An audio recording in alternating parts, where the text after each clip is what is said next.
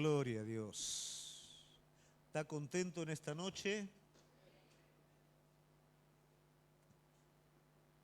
Usted sabe que David tenía un sueño, y ese sueño era que el arca de Dios fuera traída a la ciudad.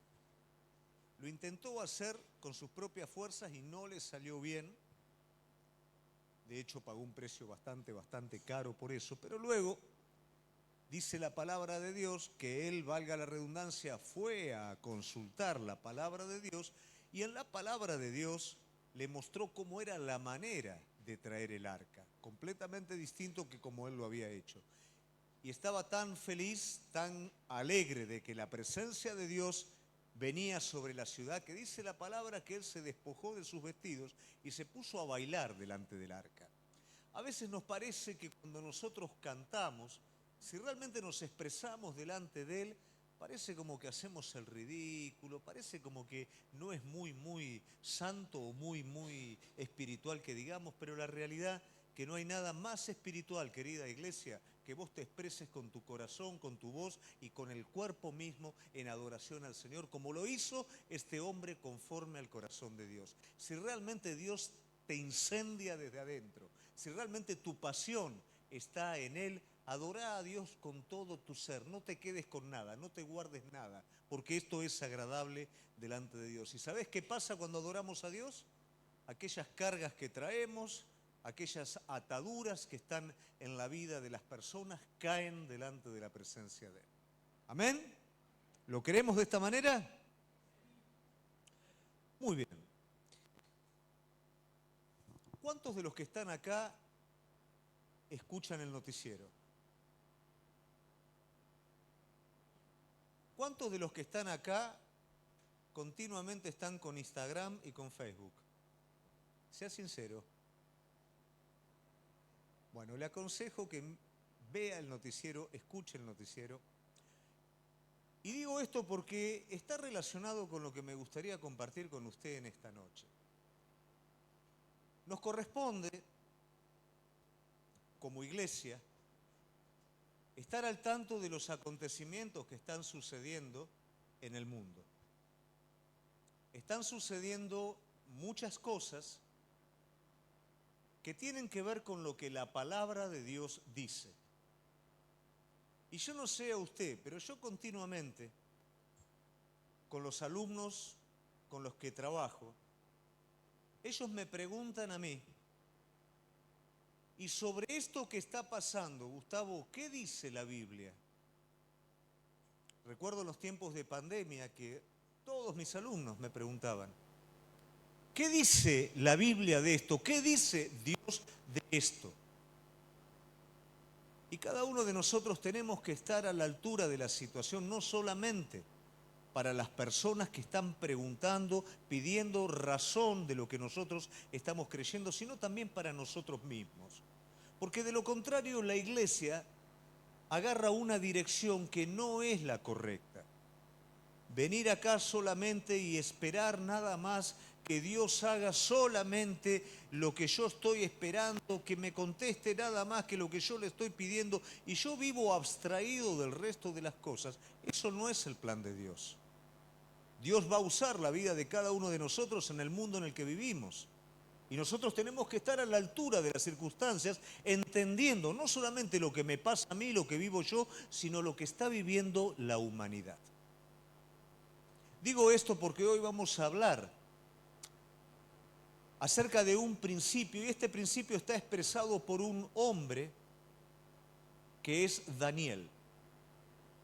Y si había alguien que realmente estaba a la altura de la situación y había alguien que era entendido de lo que estaba sucediendo, era Daniel. Y para Daniel era muy importante entender el sentido correcto de las cosas, porque Daniel había tomado sobre su vida la carga de su pueblo. Y poder entender lo que se estaba viviendo iba a permitir que Daniel fuera de ayuda, fuera un instrumento utilizado por Dios a favor de su pueblo. Hoy vamos a estar viendo en el capítulo 10, solamente nos vamos a detener en la introducción, pero el capítulo 10 del libro de Daniel es muy importante porque nos abre un poquito el panorama, no solamente de la realidad histórica de lo que nos toca vivir, sino también de la realidad espiritual de las cosas. Alguien dijo que en el capítulo 10 de Daniel se abren los cielos y se puede ver completamente, no una parte de las cosas, sino las cosas completas. Se puede ver no solamente la realidad física del asunto, sino qué es lo que hay detrás de todo eso, cuál es la realidad espiritual. Tomando un poquito esto como para poder introducir al tema, vamos a estar entonces yendo a Daniel capítulo 10, versículo 1, y de ahí vamos a sacar un principio. No solamente el principio, sino también vamos a estar viendo de qué manera nosotros podemos estar aplicando correctamente este principio a nuestras vidas. Vamos a capítulo 10, versículo 1 de Daniel.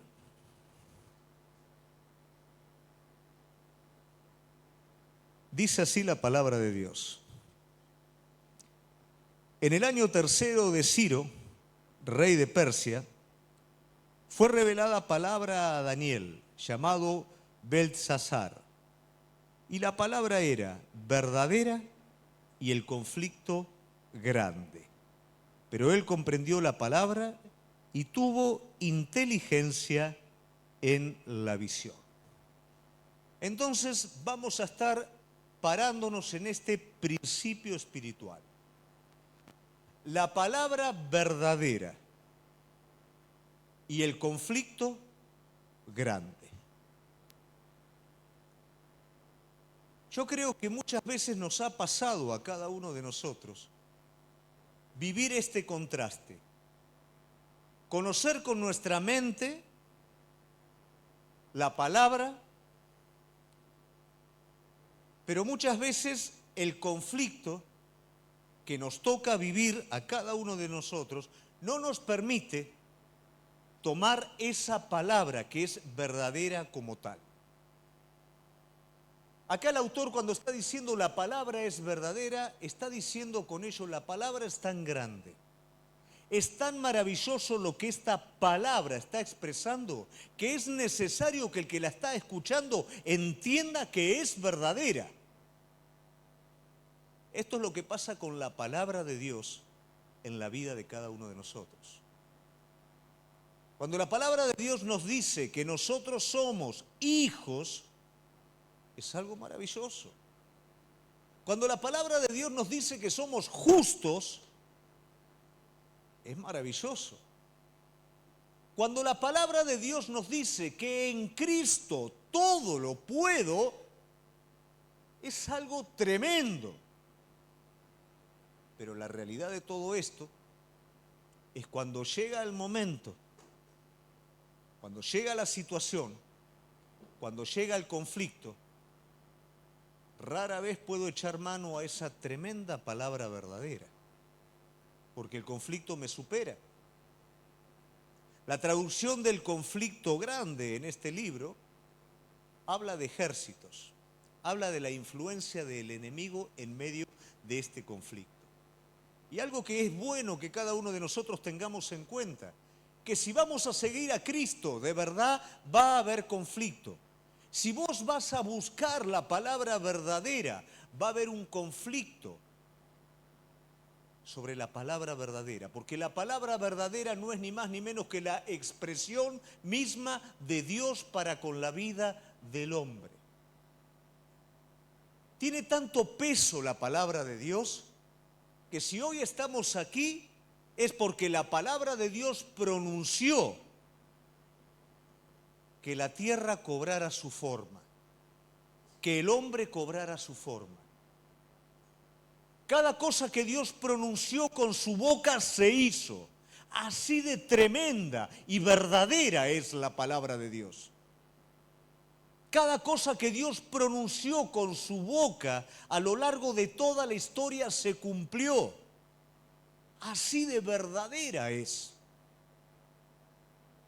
Pero qué tremendo que es cuando nosotros, en vez de sopesar la esencia de esa palabra y responder a la verdad, a lo grandioso de esa palabra, nos hacemos relativistas. La tomamos hasta ahí. Lo vemos como qué lindo, pero hay otras cosas más. No nos damos cuenta de lo absoluto de esa palabra. Y esa suerte de tibieza hacia esa palabra que es grandiosa es producto del conflicto y es producto de mirar de lejos todo eso que ha sido preparado para la vida de cada uno de nosotros. Yo quiero tomar esa palabra maravillosa y verdadera para mi vida y la quiero vivir como tal, como la verdad que ella misma es. Yo no sé si vos querés lo mismo. Hacia esta palabra verdadera, el hombre siempre va a tener dos actitudes. Va a tener la actitud de la fe y la obediencia, que es la única manera de poderle echar mano a esta palabra tal cual es. La fe y la obediencia. No hablamos de la obediencia del niño que obedece, hablamos de la obediencia de la persona que cree y responde. La fe práctica se expresa a través de la obediencia. Y si yo creo realmente esa palabra, la obediencia es la garantía de que realmente lo he creído como tal. Y por supuesto va a tener un resultado. Cuando yo creo y prácticamente obedezco, va a haber un resultado.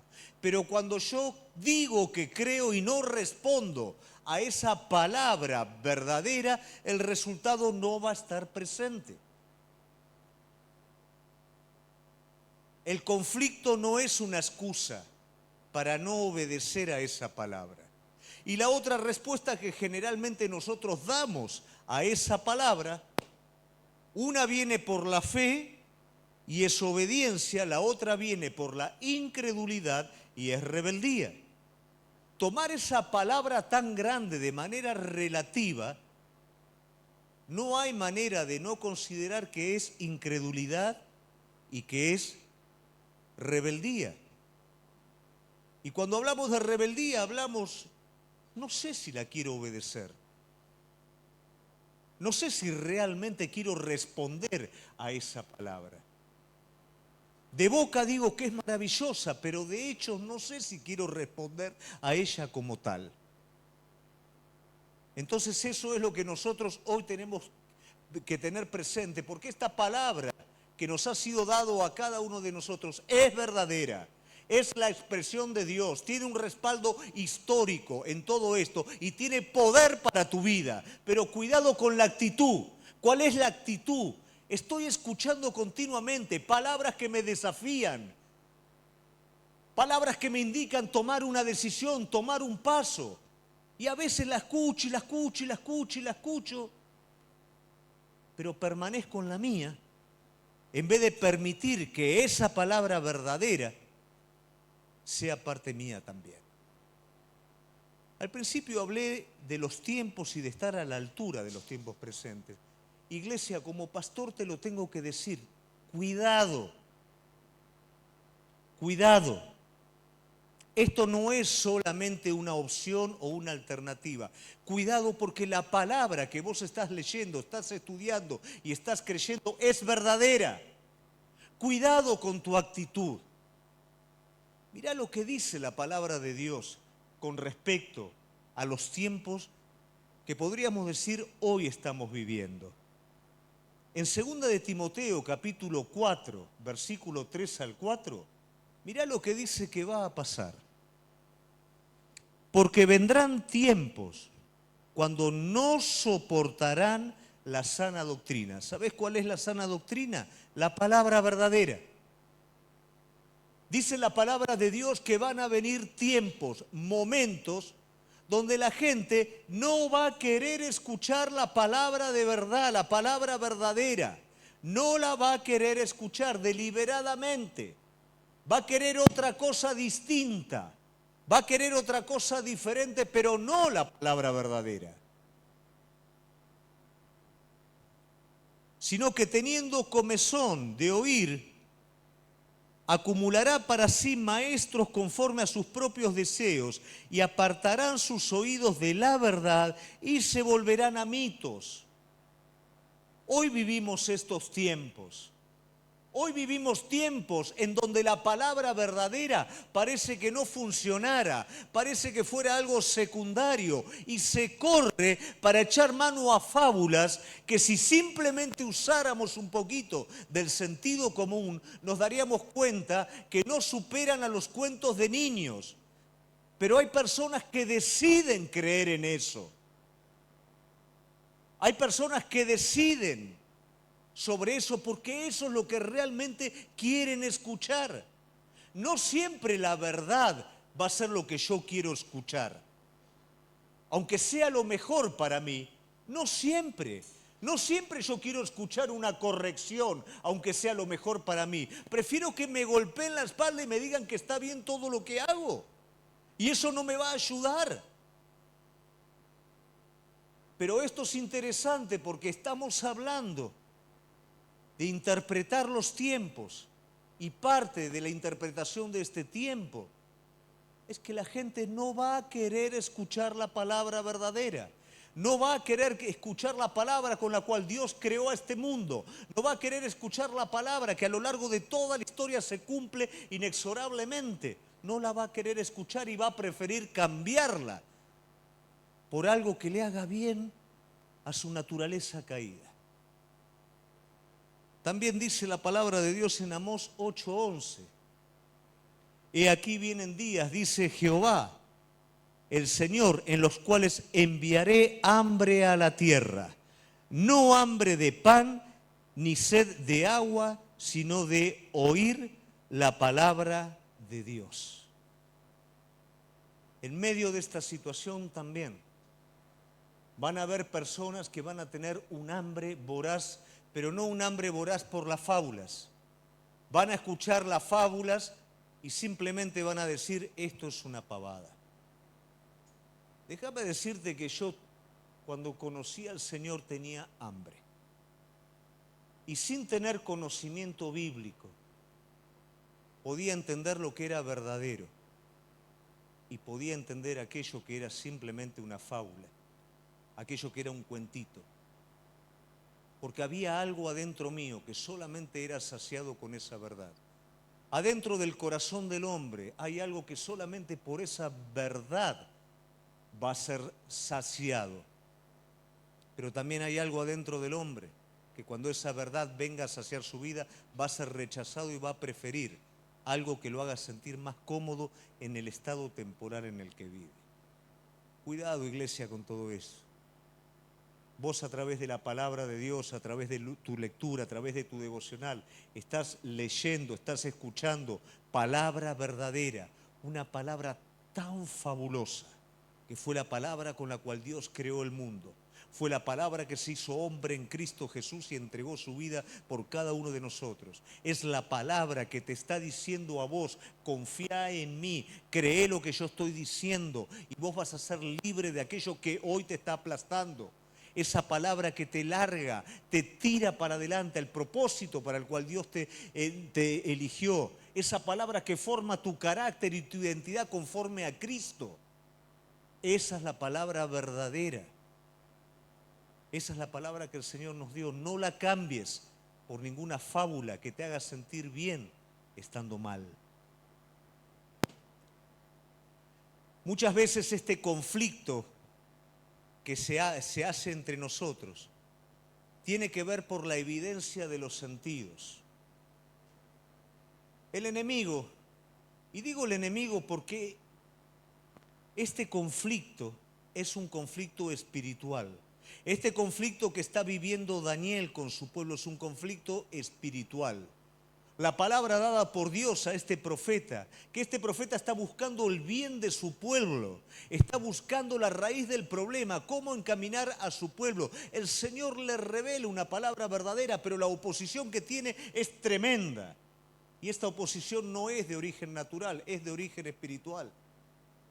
Cada vez que uno quiera agarrarse de la palabra verdadera, va a tener un conflicto espiritual y eso sucede desde el principio. Satanás, ¿qué fue lo que atacó de Eva? ¿Qué fue lo que atacó de Adán? Su recepción de la palabra verdadera. Y su técnica fue exactamente la misma que hoy utiliza con cada uno de nosotros. Apeló a sus sentidos. Nosotros juzgamos hoy las cosas según nuestros propios sentidos. Y si lo sentimos es, y si no lo sentimos no es. Y si lo vemos como lo pretendemos ver es verdadero, y si no, no es. Pero eso no es garantía de la verdad. El Señor no le dijo a Adán, no le dijo a Eva, si vos ves que el fruto es bueno, quédate con este fruto y no agarres el otro. Y si vos ves que ese fruto es malo y lo sentís en tu corazón, no lo hagas. El Señor le dijo, de ese árbol no comás. Pero la palabra dice que Eva vio que era bueno. Vio que era codiciable, sintió que era codiciable. ¿Cuántas veces nos hacemos relativistas en la verdadera palabra de Dios por lo que siento? Le doy tanta fuerza a ese sentido que dejo la verdad como es. Y esto es peligroso, iglesia. Si yo juzgo como siento, y convengamos que tenga una enfermedad terminal, convengamos que yo tenga cáncer, y yo voy a hacer una quimioterapia, yo me voy a sentir que ese tratamiento es bueno, yo voy a sentir que es positivo. No lo voy a sentir, lo voy a saber, pero no lo voy a sentir. Porque voy a sentir que después del tratamiento yo quedo roto. De hecho, hasta voy a sentir que me hace mal. Pero ese tratamiento está trabajando sobre mi vida para salir de ese lugar. ¿Cuántas veces la palabra de Dios sobre nuestra vida la interpretamos como que es mal para mí y siento que es mal porque me está llevando a otro lugar, porque no siento y no siento y no siento y no siento? Pero ¿quién dijo que la vida del Hijo de Dios es una vida de sentimiento o de emoción? La palabra de Dios me dice que la vida del justo es por medio de la fe. Y cuando por medio de la fe vivo la palabra verdadera, me sobran emociones y sentimientos sanos que no condicionan mi obediencia, sino que me llenan por haber obedecido a la verdad. Cuidado con la evidencia de lo que siento o de lo que dejo de sentir. Estos que seguían fábulas sentían que las fábulas los llenaban y no eran ni más ni menos que fábulas engañosas. Y creían también que la palabra de verdad no era digna de ser soportada, no la querían soportar. Cuidado con lo que siento o dejo de sentir.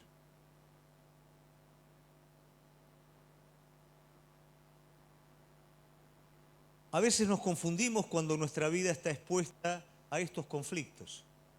¿Cómo puede ser, si la palabra es verdadera, que tenga conflicto? Esa es la garantía, que la palabra es verdadera. Si fuera un engaño no tendrías conflicto. Como dije anteriormente, el enemigo desde el principio resistió la palabra verdadera de Dios, sembrando duda en el hombre, corriéndolo al hombre, prometiéndole siempre algo mejor. Dios nos hace promesas respecto a su palabra verdadera, que por medio de la fe nosotros accedemos. Y el enemigo también hace promesas, que por medio de la incredulidad a Dios accedemos a esas promesas. Cuidado con esto. Cuidado que el conflicto, aunque contraste, no quiere decir que niegue lo verdadero de Dios. El conflicto es una garantía de que estoy haciendo lo que Dios quiere. Jamás el enemigo se va a preocupar en alguien que ya dejó de hacer lo que tenía que hacer. Jamás el enemigo va a atacar a alguien que esté acomodado. Al contrario, le va a adornar el camino para que no salga de ahí. Daniel estaba muy preocupado porque su pueblo no quería salir de Babilonia. Era el tiempo en el que su pueblo tenía que salir y volver a Jerusalén a edificar, pero su pueblo no quería salir de Babilonia. El enemigo les dio todo. Ir ahora a Jerusalén, a trabajar, era volver a recuperar su identidad, volver al propósito de Dios. No, déjame en Babilonia que estoy cómodo. El número de personas que salieron de Babilonia a Jerusalén fue irrisorio. 3 deportaciones desde Babilonia a Jerusalén. No alcanzaban a llenar ni la mitad de los habitantes.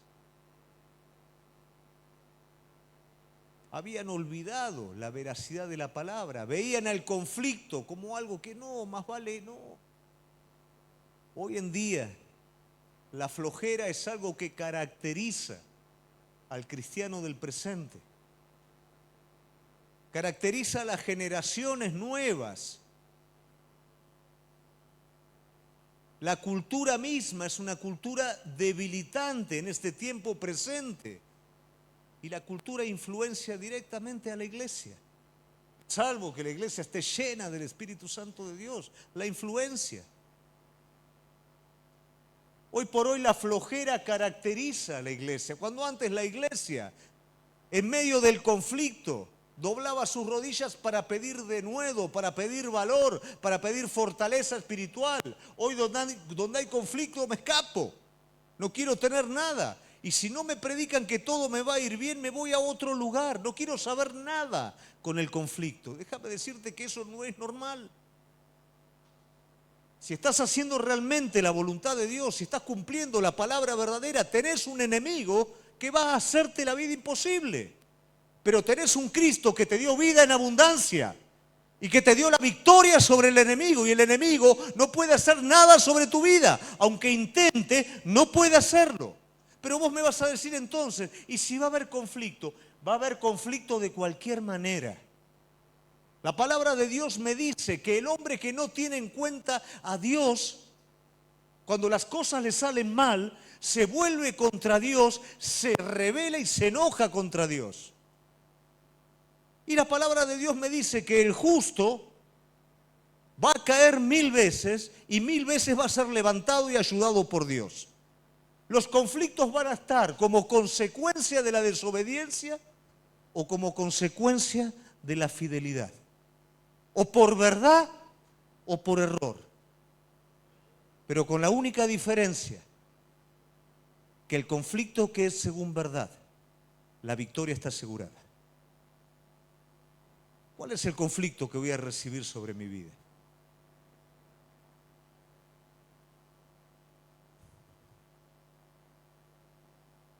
El conflicto espiritual va a darme 2 cosas. Primero, algo que a menudo nos falta y que es el carácter espiritual. El Señor permitió muchas veces que su pueblo tuviera que pelear, porque si no se le hacía todo muy fácil. Cuando realmente sabía que no estaba a la altura de la batalla, el Señor lo cuidó. Pero cuando fue necesario dejó que determinados enemigos estuvieran en la tierra prometida para probar y para fortalecer al pueblo. Si nosotros no estamos a la altura de la situación, si nosotros no sabemos pelear un conflicto espiritual, no vamos a tener carácter.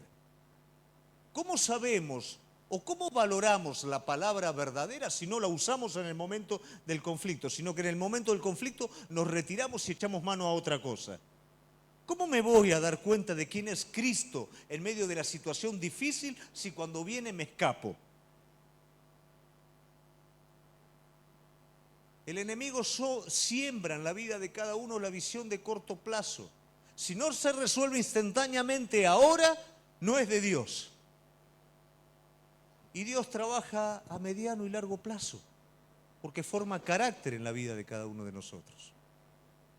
Y muchas veces el carácter nuestro nunca es tocado, porque no avanzamos más de ahí.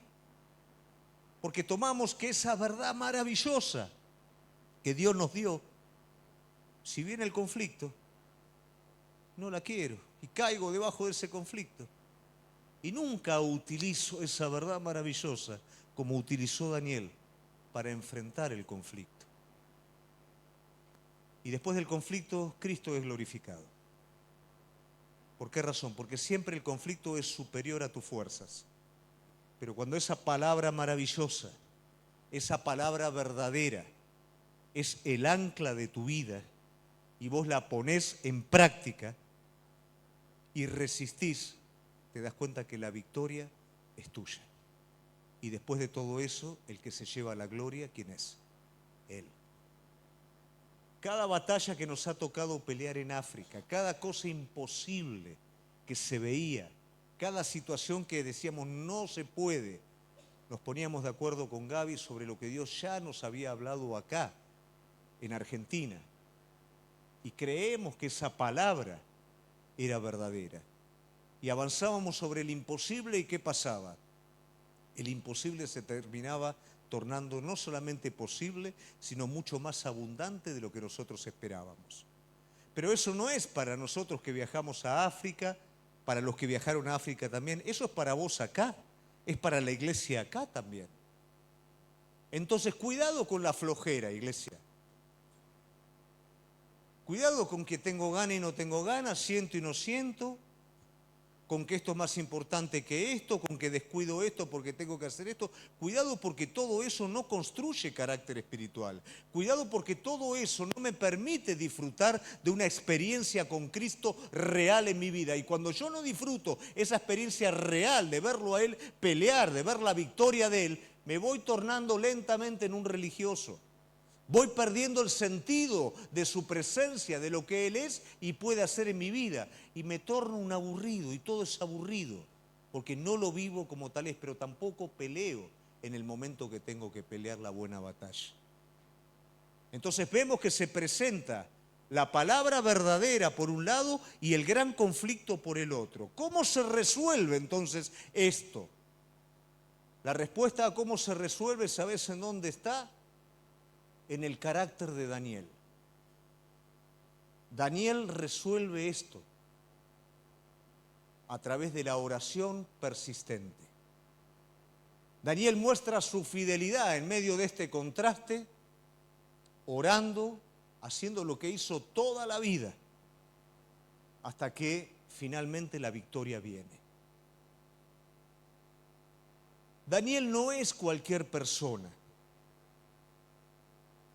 ¿Vos sabés que Daniel se mantuvo en el puesto de primer ministro durante aproximadamente 4 reyes, de los cuales son 2 imperios diferentes? El imperio babilónico por un lado, cuando cae el imperio babilónico del cual Daniel era primer ministro, viene el imperio persa y Daniel sigue siendo primer ministro.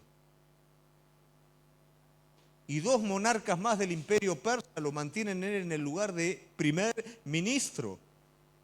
¿Qué mantiene a un hombre en ese lugar? Daniel es un hombre consagrado. Daniel es un hombre que pese a los privilegios que podía disfrutar, en ningún momento puso a Dios en segundo lugar. Él podría haber negociado, él podría haber hecho cosas pragmáticas, pero en ningún momento lo hizo de esa manera. Cuando se le ofreció a él la comida, que podía estar diciendo, bueno, como, pero hago como que no como, él dijo, esto no. El enemigo atacó la parte más fuerte, que es el secreto que hoy vamos a aprender. ¿Sabes cuál fue la parte más fuerte de Daniel? ¿Quién me lo sabe decir? La oración. Hoy por hoy, el mundo en el que vivimos necesita modelos. Y hay tan poquitos modelos. Yo quiero en esta noche desafiarte a que Daniel pueda ser un modelo para tu vida. Para los jóvenes, para los grandes y para todos. Te dije que Daniel era primer ministro, ¿correcto? ¿Alguna vez viste por internet aproximadamente cómo es la agenda de un primer ministro? La secretaria le toma hasta los minutos y los segundos que tiene de cita en cita, porque si no, no le alcanza el día. Le cortan la reunión, tiene reunión con el presidente de Francia, tiene reunión con... Y va ahí, ¿no? Va de ahí, va para ahí, va 5 minutos para tomar un cafecito. 10 minutos la próxima reunión. Así es la agenda de un primer ministro. Daniel oraba 3 veces por día. 3 veces todos los santos días. Y nosotros no tenemos tiempo. No tenemos tiempo de congregarnos porque estamos ocupados. No tenemos tiempo de buscar a Dios porque tenemos otras cosas. Y no tenemos tiempo, y no tenemos tiempo. Él lo tenía. No lo tenía, perdón, se lo hacía. Porque Dios estaba en primer lugar en su vida. Por eso Daniel pudo ser primer ministro. Daniel jamás dobló sus rodillas delante de ningún monarca. Solamente doblaba sus rodillas delante de Dios. Y eso llevó también a que los monarcas doblaran sus rodillas delante del Dios de Daniel. Un hombre consagrado, un hombre intrépido. El enemigo atacó su oración porque era lo único que podía atacar. Si lo encontramos a este hombre orando y dictamos un decreto que sea orar está mal, los vamos a poder agarrar. Fue la única manera. ¿Y sabés lo que hizo Daniel cuando se sintió amenazado? Lo mismo que hizo toda la vida. Siguió orando. Cuán fácil dejamos de buscar a Dios. Cuán fácil nuestra oración, como dije anteriormente, no por ocupaciones, por excusas, es interrumpida. Nuestro estudio de la palabra verdadera es interrumpida e inmediatamente es reemplazada por emociones, sentimientos o circunstancias.